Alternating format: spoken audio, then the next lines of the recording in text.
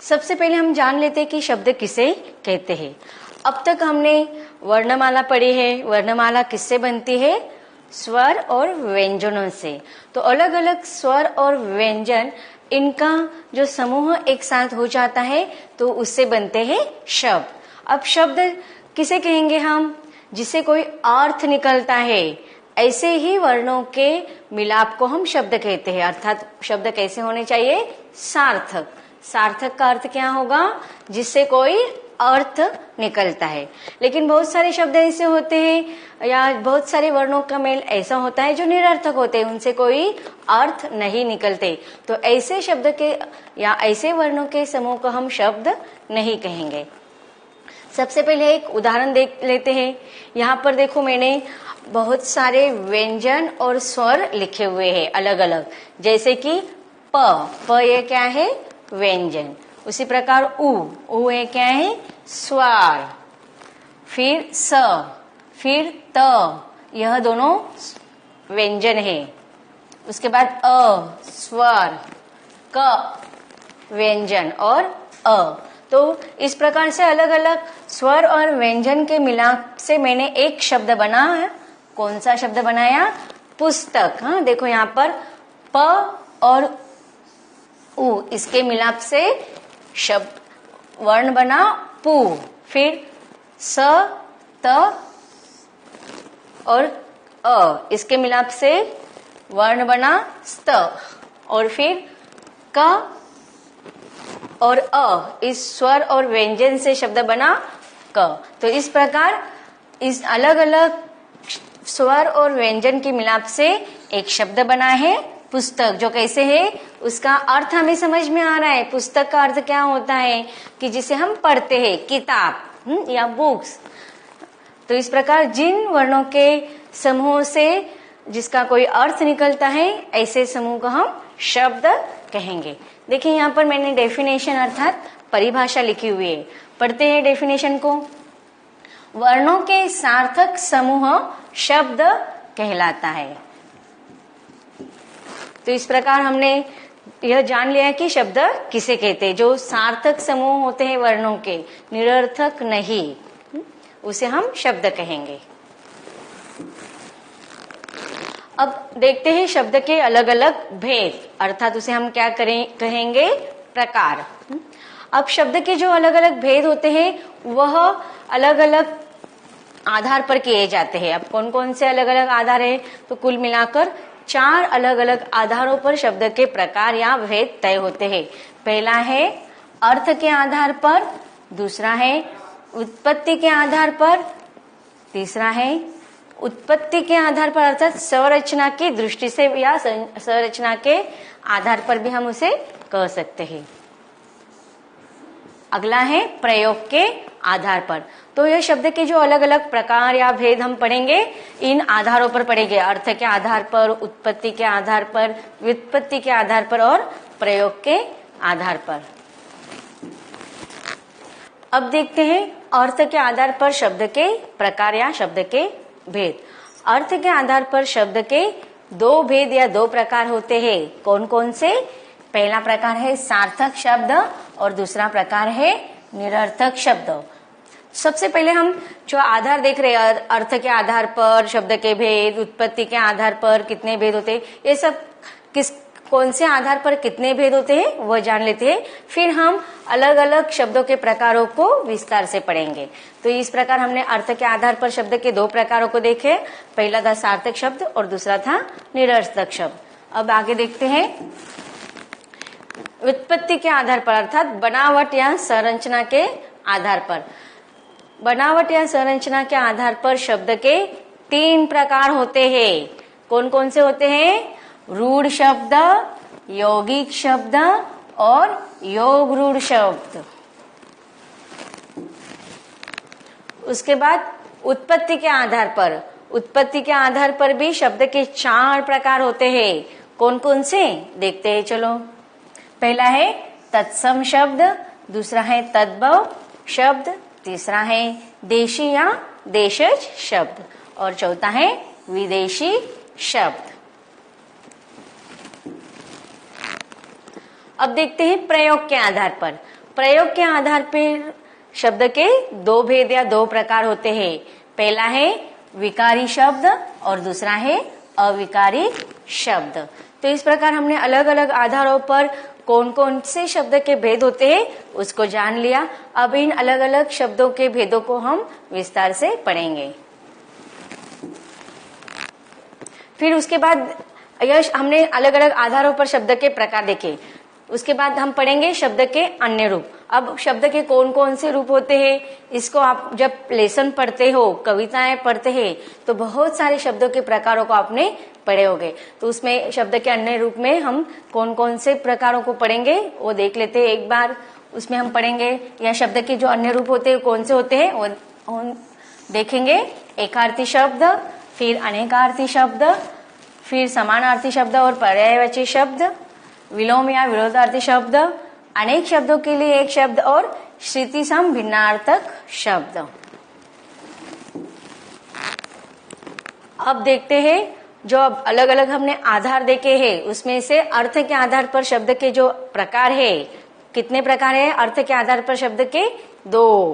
पहला है सार्थक शब्द और दूसरा है निरर्थक शब्द। तो सबसे पहले हम अर्थ के आधार पर शब्द के भेद को विस्तार से पढ़ते हैं। सबसे पहले सार्थक शब्द। अब देखिए इसके नाम से ही हमें पता चल रहा है कौन से शब्द जो सार्थक होंगे, अर्थात मीनिंगफुल, जिससे कोई अर्थ निकलते हो, ऐसे शब्द को हम कहेंगे सार्थक शब्द। डेफिनेशन है यहाँ पर, जिन शब्दों का कोई अर्थ निकलता है उन्हें हम सार्थक शब्द कहते हैं। जैसे कि खाना, खाना। अब देखिए यह अलग अलग स्वर और व्यंजन से बना हुआ शब्द है, लेकिन उसे देखो कुछ मीनिंग निकल रहा है। खाना अर्थात कोई भी चीज जो खाने का पदार्थ होते हैं उसको हम खाते हैं। विद्यालय, दूसरा है विद्यालय। अब देखिए यहाँ पर भी यह अलग अलग स्वर और व्यंजनों से बना हुआ है तथा विद्या प्लस आलय, दो शब्दों को मिलाप से भी यह एक शब्द बना है विद्यालय। अब विद्यालय का अर्थ क्या होता है? जहां पर जाकर हम पढ़ते हैं, अर्थात जहां पर हम विद्या ग्रहण करते हैं, ऐसे स्थान को हम क्या कहते हैं? विद्यालय। तो इन शब्दों से हमें सार्थक मीनिंग समझ में आ रहा है, सार्थक अर्थ समझ में आ रहा है, इसलिए हम इसे क्या कहेंगे? सार्थक शब्द। अब देखते हैं दूसरे प्रकार को, निरर्थक शब्द। अब देखिए इसके भी नाम से हमें क्या पता चल रहा है? ऐसे शब्द जिनमें नी का अर्थ होता है नहीं, अर्थक, निरर्थक अर्थात जिसमें कोई अर्थ नहीं होता है, जिसे कोई मीनिंग नहीं निकलता है, ऐसे शब्दों को हम कहेंगे निरर्थक शब्द। अब देखते हैं डेफिनेशन, जिन शब्दों के कोई अर्थ नहीं निकलता या जिन शब्दों का, यहाँ पर आएगा जिन शब्दों का कोई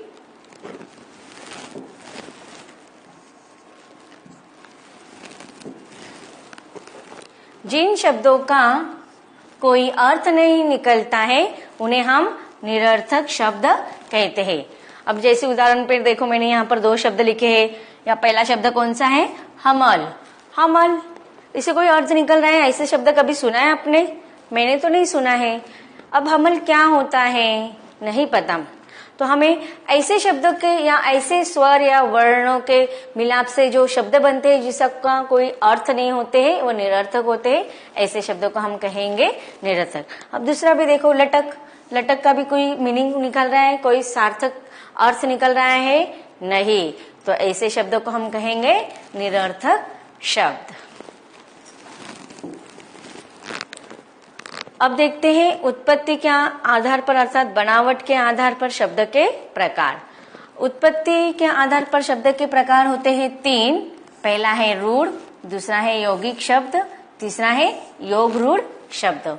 तो अब हम बनावट के आधार से या बनावट की दृष्टि से जो शब्द के तीन प्रकार है उसको हम विस्तार से पढ़ते हैं। अब देखते हैं बनावट के आधार पर शब्द के प्रकार। बनावट के आधार पर जो शब्द का जो पहला प्रकार है उसको हम विस्तार से पढ़ते हैं। पहला प्रकार है रूढ़ शब्द। उसका डेफिनेशन देखते हैं, क्या है परिभाषा? जिन शब्दों के खंड सार्थक न हो उन्हें हम रूढ़ शब्द कहते हैं। अब रूढ़ शब्द किसे कहते हैं उसे हम उदाहरण के साथ देखते हैं। यहाँ पर उदाहरण दिया है मैंने दही। अब दही यह सार्थक शब्द है, उससे हमें मीनिंग पता चल रहा है। लेकिन जब दही शब्द को हमें विभाजित करती हूँ या फिर उसका खंड करती हूँ तो देखो अलग करने पर द और ही अगर हमने अलग लिख दिया तो उससे कुछ मीनिंग निकल रहा है हमें नहीं, लेकिन मीनिंग नहीं निकल रहा है, लेकिन वह दोनों भी जोड़ने से दही बनता है। तो जिन शब्दों के खंड सार्थक न हो, अब जोड़ देने से तो कोई शब्द निकल रहा है सार्थक, लेकिन उसको अलग करने से खंड कर देने से उससे कोई सार्थक शब्द नहीं निकलता, तब उसे हम कहेंगे रूढ़ शब्द। उसी प्रकार गिलास, गिलास में भी अगर हम गी अलग लिखते हैं और लास अलग लिखते हैं तो उससे कोई सार्थक मीनिंग निकल रहा है नहीं। उसी प्रकार किताब, किताब में भी देखो उनके अलग अलग वर्णों को अगर हमने अलग कर दिया, खंड कर दिया तो उससे सार्थक शब्द नहीं निकलते या उससे सार्थक अर्थ नहीं निकलते, तो इन शब्दों को हम कहेंगे रूढ़ शब्द। अगला प्रकार है यौगिक शब्द। यौगिक शब्द का अर्थ होता है कि जिन शब्दों के खंड सार्थक हो उन्हें हम कहेंगे यौगिक शब्द। अब देखिए रूढ़ शब्द में हमने क्या कहा था कि खंड करने पर उनसे उनका कोई मीनिंग नहीं निकलता, वह सार्थक नहीं होते। लेकिन यौगिक शब्द ऐसे होते हैं जिनको अलग कर देने से, उनमें खंड कर देने से फिर भी उनका सार्थक मीनिंग निकलता है। ऐसे शब्दों को हम कहेंगे यौगिक। जैसे कि आप देखिए यहाँ पर विद्या यह दूसरा शब्द है और आलय यह दूसरा शब्द है जिससे शब्द बना है विद्यालय। तो अब विद्यालय यह भी इससे हमें पता चलता है कि यह सार्थक शब्द है, लेकिन विद्यालय में अगर हमने खंड कर दिए, उसको अलग कर दिए तो उससे दो अलग शब्द निकल रहे, विद्या प्लस आलय। तो इस प्रकार इनके सार्थक खंड हो रहे, इसलिए यह शब्द यौगिक शब्द है। इसी प्रकार राजमहल, इसमें भी अगर हमने खंड कर दिया, उसमें अलगाव कर दिए तो राज प्लस महल। पाठशाला, इसमें भी देखो पाठ प्लस शाला। दशानन, इसमें भी दश आनंद। तो इस प्रकार से अलग कर देने से भी उससे सार्थक मीनिंग निकल रहा है, इसलिए इन शब्दों को हम कहेंगे यौगिक शब्द। इसके बाद है तीसरा प्रकार है योग रूढ़ शब्द। जिन शब्दों के खंड अपने सामान्य अर्थ को प्रकट न करके किसी विशेष अर्थ के लिए प्रयुक्त होते हैं उन्हें योग रूढ़ शब्द कहते हैं। अर्थात जब हम शब्द को अलगाव करते हैं, खंड करते हैं, तो उनसे हमें एक नया मीनिंग निकलता है या एक नया अर्थ देने वाला शब्द तैयार होता है। ऐसे शब्द को हम कहेंगे योग रूढ़ शब्द। अर्थात यह यौगिक और रूढ़ इन दो अलग प्रकारों को एक साथ जोड़ता है। जैसे कि देखो अब नीरज, अब नीरज, इसमें अगर हमने इन सार्थक शब्दों को हमने विभाजित कर दिया, उसमें खंड कर दिया, जैसे कि नीर प्लस ज, नीर प्लस ज से शब्द बना है नीरज। लेकिन नीर का अर्थ क्या होता है? जल, और ज का अर्थ होता है उत्पन्न। तो इस प्रकार नीर और ज को अलग कर देने से क्या मीनिंग निकल रहा है? जल से उत्पन्न, इसलिए यह योग रूढ़ शब्द है। इसी प्रकार पंकज, पंकज को भी अगर हम अलग कर देते हैं तो इससे शब्द बनता है पंख प्लस ज।